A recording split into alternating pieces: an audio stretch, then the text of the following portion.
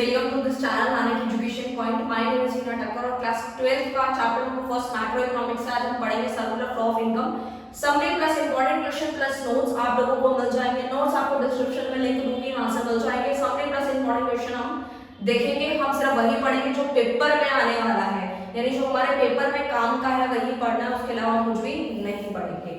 तो जल्दी से स्टार्ट करते हैं। सर्कुलर फ्लो ऑफ इनकम में मैक्रो इकोनॉमिक्स में आपको पता ही है बेसिकली कि हम एक अकेले बंदे की बात नहीं करते, हम पूरे टोटल की बात करते हैं, बस इतना याद रखना है, ठीक है। तो सर्कुलर फ्लो ऑफ इनकम में हम समझेंगे कि हमारी जो इनकम है वो बिल्कुल सर्कुलर फ्लो में चलती रहती है, रुकती नहीं है। जैसे कि अभी हम समझेंगे एग्जांपल से आपको क्लियर हो जाएगा। जैसे कि मान लीजिए मैंने यहाँ पे एग्जांपल लिया है फर्म का और हाउस होल्ड, यानी कि टू सेक्टर इकोनॉमी की हमें स्टडी करनी है। जैसे फर्म जो होता है बेसिकली फर्म को प्रोडक्शन करना है। देखो कोई भी चीज का प्रोडक्शन होगा तभी तो हमें हमारे तक वो चीज आएगी, ठीक है। आज जो भी हम सामान यूज करते हैं यानी किसी ना किसी फर्म ने उसको बनाया होगा तभी तो आज हम उसको यूज कर पा रहे हैं, यानी उसका कंजम्पशन कर पा रहे हैं, ठीक है। तो फर्म यानी कि जो प्रोडक्शन करती है, हाउस होल्ड कौन होता है जो कि कंज्यूम करता है। जैसे हम जैसे लोग जो होते हैं वो किसमें आते हैं, हाउस होल्ड में आते हैं, ठीक है। क्लियर हो गया। फर्म ने गुड्स बनाए यानी कि प्रोडक्शन किया, किसका, गुड्स एंड सर्विसेज का। फर्म ने जब गुड्स एंड सर्विसेज का प्रोडक्शन करा तो उसके लिए उन्हें चार चीजें चाहिए थी। किसी भी फर्म को प्रोडक्शन करने के लिए चार चीजें चाहिए होती है। कौन कौन सी आपने 11th क्लास में भी पढ़ रखी है। फैक्टर ऑफ प्रोडक्शन यानी चार होते हैं, लैंड, लेबर, कैपिटल, एंटरप्राइज, ठीक है। यानी कि ये चार चीजें जो है वो चाहिए होती है किसी भी फर्म को प्रोडक्शन करने के लिए। फर्म को प्रोडक्शन करने के लिए ये जो सामान है यानी फैक्टर ऑफ प्रोडक्शन जो मैंने चार बताए वो किसने प्रोवाइड किए, हाउस होल्ड ने प्रोवाइड किए, ठीक है। हाउस होल्ड ने कहा ठीक है हम आपको प्रोवाइड करते हैं क्या क्या, लैंड, लेबर, कैपिटल। जी ये तीन चीजें यहाँ पर प्रोवाइड कर दी। किसने प्रोवाइड कर दी, हाउस होल्ड ने फर्म को प्रोवाइड कर दी है कि लो आप ये चीजें ले लो और प्रोडक्शन कर लो। तो फर्म ने बोला ठीक है मैं हम प्रोडक्शन कर लेंगे, लेकिन हाउस होल्ड ने बोला कि ये सारी चीजों के बदले हम कुछ लेंगे। जी क्या लेंगे वो समझते हैं। लैंड के बदले रेंट कौन लेगा, हाउस होल्ड, क्योंकि हाउस होल्ड ने अपनी चीजें यूज करने के लिए किसको दी है, फर्म को दी है। तो लैंड के बदले रेंट और लेबर के बदले वेजेस, कैपिटल के बजाय इंटरेस्ट, यानी कि फर्म ये चीजें इनको हाउस होल्ड को दे देगा, यानी फैक्टर ऑफ प्रोडक्शन यूज करेगा और बदले में ये सारी जो चीजें होंगी इनके बदले वो हाउस होल्ड को दे देगा। Okay fine. तो हाउस होल्ड के जेब में पैसा आ गया, ठीक है, in the form of rent, wages, interest and profit. उसके बाद ये जब इतना सारा पैसा अगला फॉर्म में हाउस होल्ड की जेब में आया तो वो अपने पास ही रखेंगे, वो उन पैसे को कैसे यूज करेंगे वो समझते हैं। यानी कि हाउस होल्ड को सामान खरीदना था यानी कि गुड्स एंड सर्विसेज खरीदने थे। फिर हाउस होल्ड किसके पास जाएगा, फर्म के पास जाएगा, ठीक है। फर्म के पास जाएगा तो डेफिनेटली क्या होगा फिर से, यानी कि ये फर्म इन हाउस होल्ड को सामान दे देगा और हाउस होल्ड के जेब में जो पैसे आए थे वो दोबारा से किसके पास चले जाएंगे, फर्म के पास चले जाएंगे। क्यों, क्योंकि फर्म ने इनको सामान जो बनाया था वो इनको दे दिया, तो दोबारा से यहाँ पे पैसा फर्म के पास आ गया, ठीक है। आई होप स्टूडेंट आपको ये क्लियर हो गया होगा। ये तीन फेजेस होते हैं। एक होता है जनरेशन फेज जिसके अंदर फर्म प्रोड्यूस करती है, यानी कि फर्म का काम है प्रोडक्शन करना, वो गुड्स एंड सर्विसेज बनाती है। डिस्ट्रीब्यूशन में क्या होता है कि जो भी एफओपी होता है उनको रेंट, वेजेस, इंटरेस्ट, प्रॉफिट यही हाउस होल्ड को मिल जाता है, ठीक है। डिस्पोजिशन फेज में क्या होता है, इनकम जो रिसीव हुई है हाउस होल्ड को, जो पैसा आ गया था उनकी जेब में, उन्होंने वो अपने पैसा ना रखा क्योंकि उस टाइम पे वो रख लिया, लेकिन फिर उनको ये अपनी जेब में तो नहीं रख सकते ज्यादा दिन तक, तो इन्होंने इस पैसे को डेफिनेटली कहाँ पे खर्च कर दिया, यानी कि गुड्स खरीदने में दोबारा फर्म को पैसे पे करने पड़े, तो इसी को बोलते हैं डिस्पोजिशन फेज। ओके, यानी ये तीन फेजेस थे जो मैंने आपको अच्छे से क्लियर करवा दी है।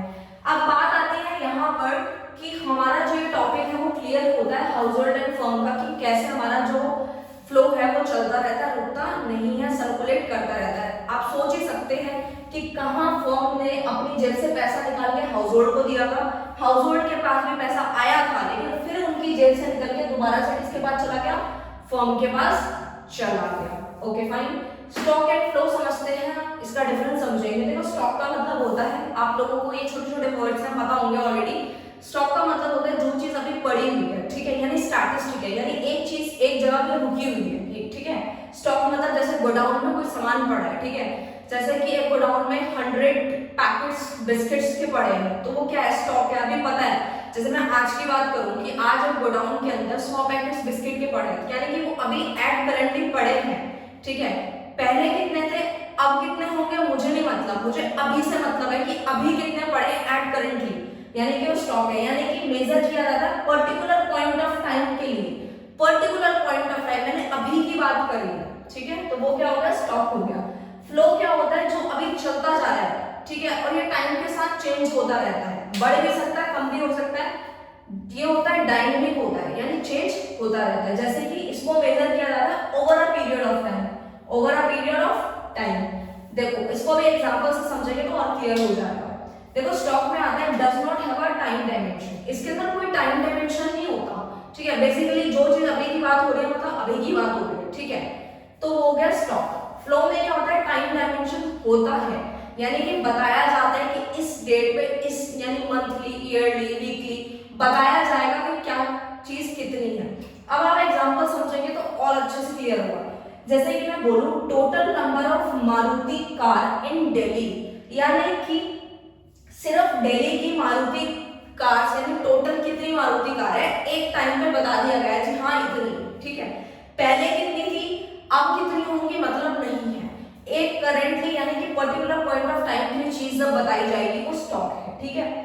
फ्लो है मतलब नंबर ऑफ बर्थ, देखो नंबर ऑफ बर्थ आप लोगों को पता है, सेकंड्स के अंदर बर्थ हो रहे हैं और सेकंड्स के अंदर डेथ्स हो रही है, तो आप एट अ टाइम बता नहीं सकते कि इस टाइम पे इतनी है, ठीक है, अप्रॉक्स लेके चलते हैं। जैसे आपका जो पॉपुलेशन है, ठीक है, आप अभी काउंट करो तो with in a second change हो रहा है, with in a second change हो रहा है, तो ऐसे ही है फ्लो, यानी कि वो बढ़ती कम हो रही है, यानी कम ज्यादा हो रही है, तो वो क्या है, फ्लो है। जैसे कि number of birth, number of deaths, ठीक है, इस तरीके से।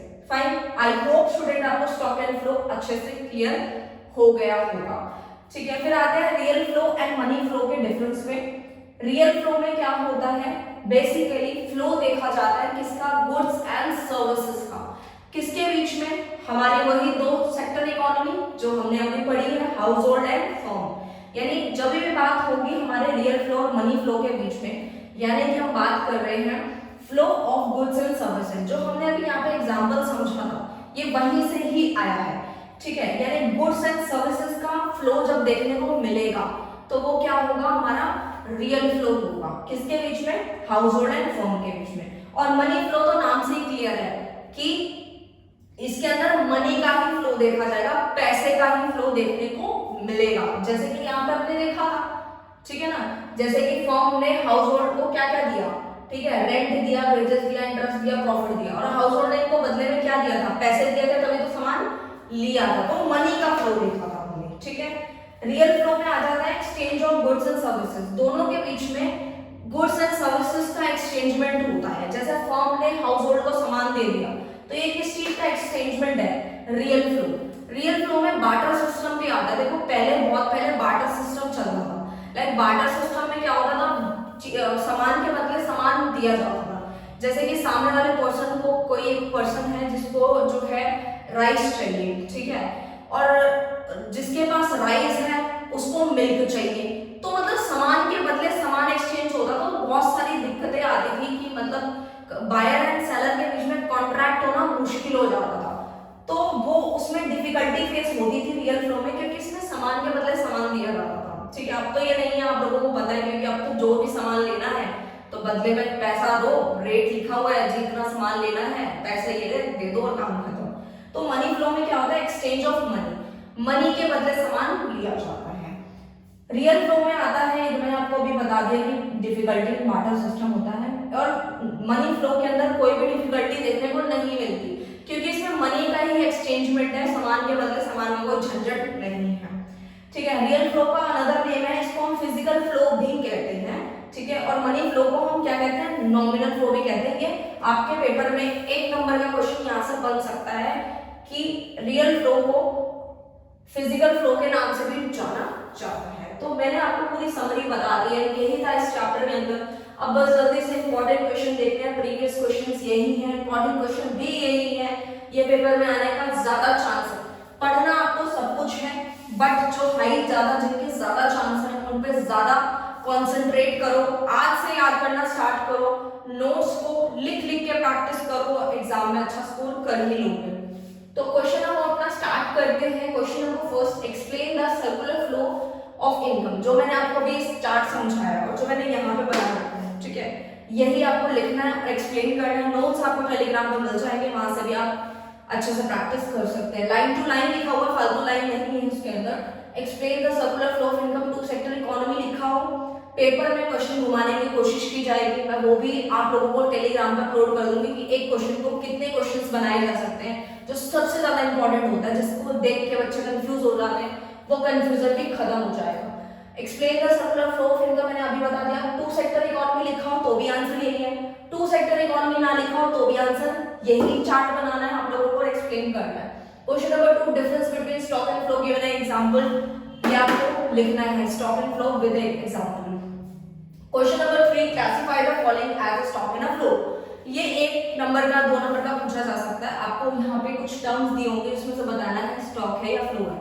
मैं आप लोगों को यहाँ पे 6 टर्म बताने वाली हूँ, लेकिन इसका आंसर मैं आपको नहीं बताऊंगी। आप लोगों को मैंने अभी स्टॉक और फ्लो का कॉन्सेप्ट समझाया है, आप लोगों को इस चीज का कमेंट करना पड़ेगा। कमेंट कर देना और मुझे बताना कि ये स्टॉक है या फ्लो है।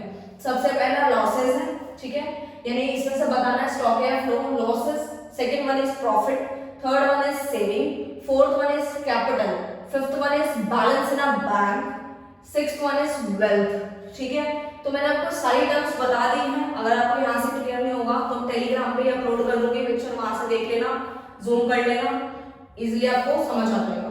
तो इसका कमेंट आपको जरूर करके बताना है कि स्टॉक है या फ्लो है। आई होप स्टूडेंट आपको चैप्टर अच्छे से क्लियर हो गया होगा। All the best for future student.